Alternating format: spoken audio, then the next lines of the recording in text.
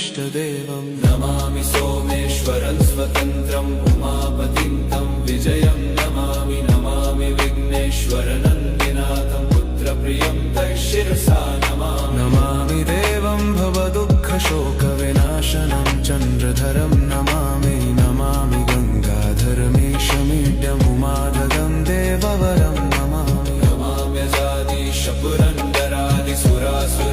नमाम्यजादिशपुरन्दरादिसुरासुरैरचितपादपद्मं नमामि देवी मुखवादनान इक्षार्थमक्षित्रितयं यैष पञ्चामृतैर्गन्धसुधूपदीपैर्विचित्रपुष्पैर्विधैश्च मन्त्रैः